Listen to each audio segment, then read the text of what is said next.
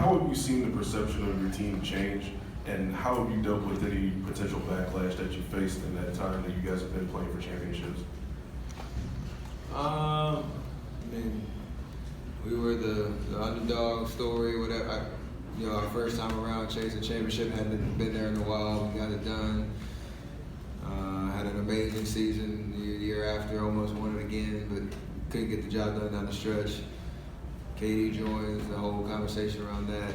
It's all just really a bunch of noise around, and then we try our best not to let it filter through our locker room and through our identity as a team, because we know who we are, we know what we're about, we know how we play on the court and what we need to do to be successful, and how we do it together. So you might see us kind of approaching it with a little humor, super villains and all that type of stuff, but it's really about what we do on the floor and how we carry ourselves, and just appreciate the moment we're in as a team, to have this this fourth year around trying to chase this championship and be in this stratosphere of success. I think that's what it's about. So we appreciate that.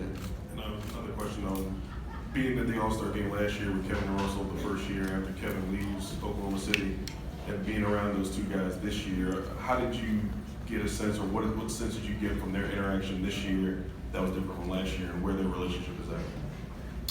Honestly, they're both on Team LeBron, so I didn't get to see them much. But just from stuff KD said and whatnot, I think it's bigger than just friendships, and all that stuff is bigger than basketball. And so I think everybody understands that across the board.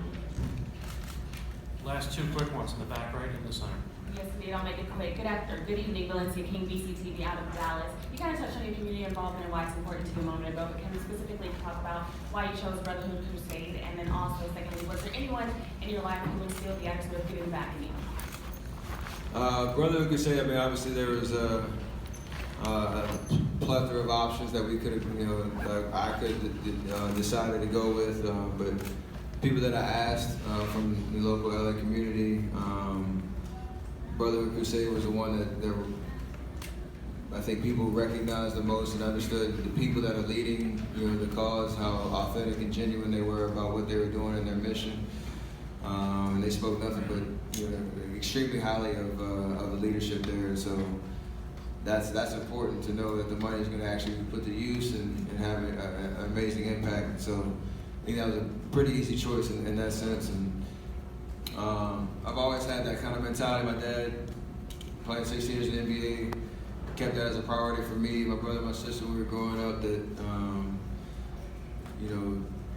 life is bigger than basketball. There's ways that you can, like I said, use the resources that you have access to give back, and that should be a priority. And so we were always doing things with my dad to improve the community in Charlotte, and no matter where I end up, I want to be able to do that as well. Last one in the center. Leo Lee, Lunchroom Sport from China. What was the play like for the last 10 seconds? And especially when the ball's in your hand, you got double team, what's going through your mind?